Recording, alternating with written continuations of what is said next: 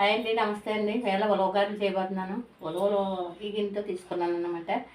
ఎల్లుల్లిపాయ paste అండి, ఎల్లుల్లిపాయ అల్లం paste, జీలకర్ర, 15 పచ్చిమిరపకాయలు, శనగపప్పు నానబెట్టింది, శనగపప్పు మాత్రం, పెసరపప్పు, తోటకూర, ములమాకు, కరివేపాకు, కొత్తిమీర, వరిపిండి తీసుకున్నాను అనమాట అండి. ఇవి మిక్సీలో వేసేసి పచ్చిమిరపకాయలు అని ఇవి మిక్సీ కొట్టేసిన తర్వాత నేను చూపిస్తాను.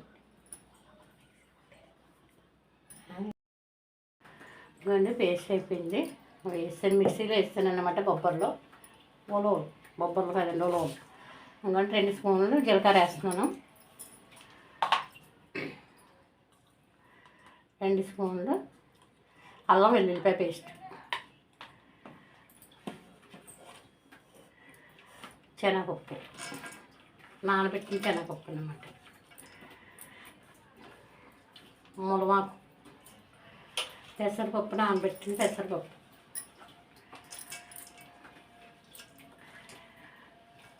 తోటకూర, కరివేపాకు, కొత్తిమీర,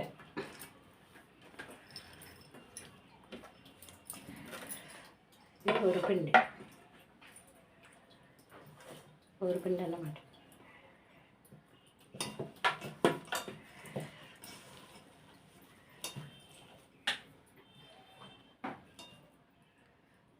సాల్ట్, పిండికి తగినంత సాల్ట్.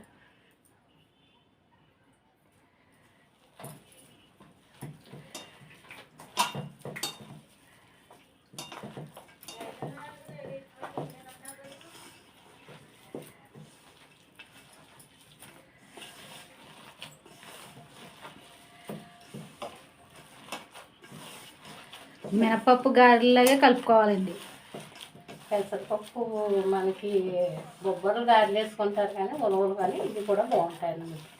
అలాగే సాంబార్ బాగుంటుంది. ఉలవతో సాంబార్ చేస్తున్నాను. ఉలవ కొట్టి ఎలాగా చేసుకుంటారు, కానీ నేను సాంబార్ చేస్తున్నాను. అలాగే ఉలవలతోటి మనం పెసరట్టు ఎలాగ వేసుకుంటాము, అవి కూడా చాలా బాగుంటుంది.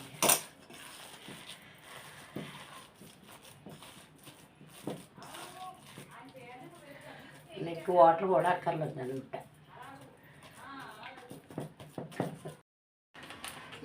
ఇంకా ఆయిల్ పెట్టేసాను స్టవ్ మీద. కళాయి పెట్టేసి ఆయిల్ మరిగిపోయింది. నేను గారెలు వేసేస్తున్నాను.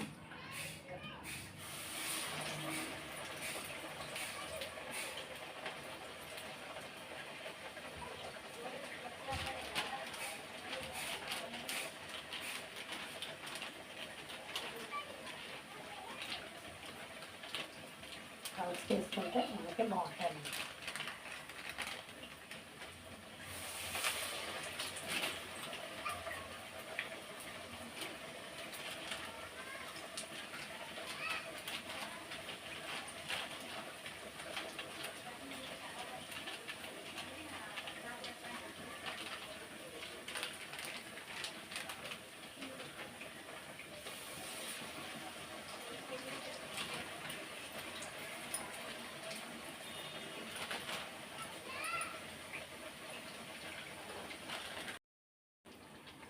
అయిపోయింది, గారెలు అయిపోయాయి. ఉలవ గారెలు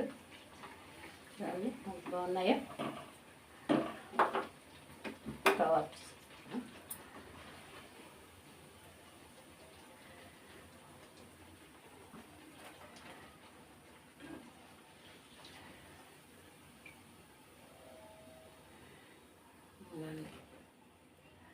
గారెలు రెడీ. ఉలవ గారెలు రెడీ. లైక్ చేయండి, షేర్ చేయండి, కామెంట్లో పెట్టండి. నచ్చింది లేదు కామెంట్లో పెట్టండి.